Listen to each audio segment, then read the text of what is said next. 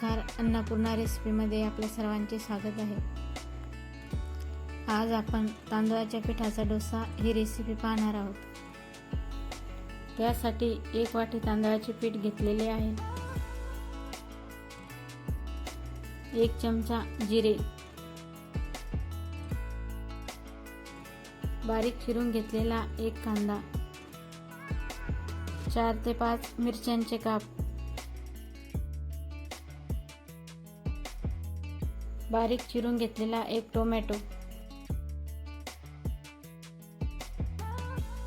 बारीक चिरून घेतलेली कोथिंबीर,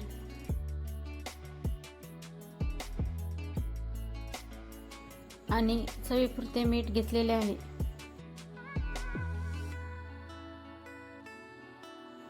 एक वाटी तांदळाच्या पिठासाठी 2 वाट्या पाणी घ्यायचे आहे।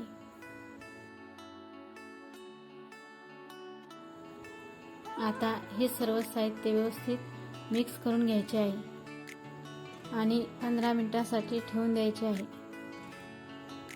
डोश्याचे बॅटर तयार आहे।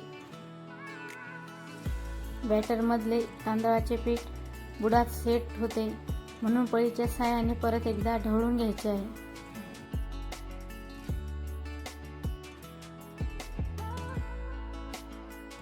डोसा तयार करण्यासाठी तवा गरम झाल्यानंतर त्यावर 1 चमचा तेल घालायचे आहे। तेल व्यवस्थित पसरवून घ्यायचे आहे।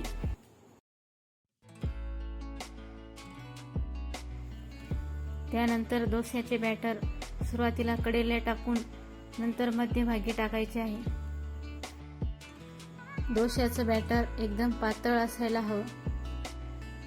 डोसा मध्यम आचेवर 3 ते 4 मिनिटे होऊ द्यायचा आहे।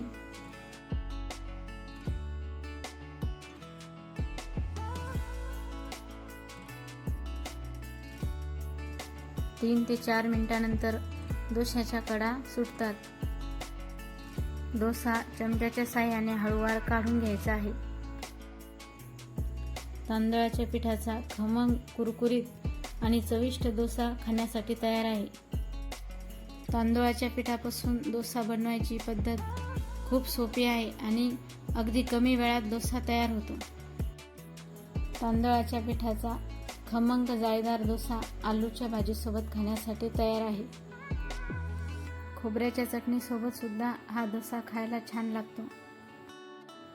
माझी ही रेसिपी तुम्हाला आवडली असेल तर व्हिडिओला लाईक करा, शेअर करा आणि माझ्या चॅनलला सबस्क्राईब करा।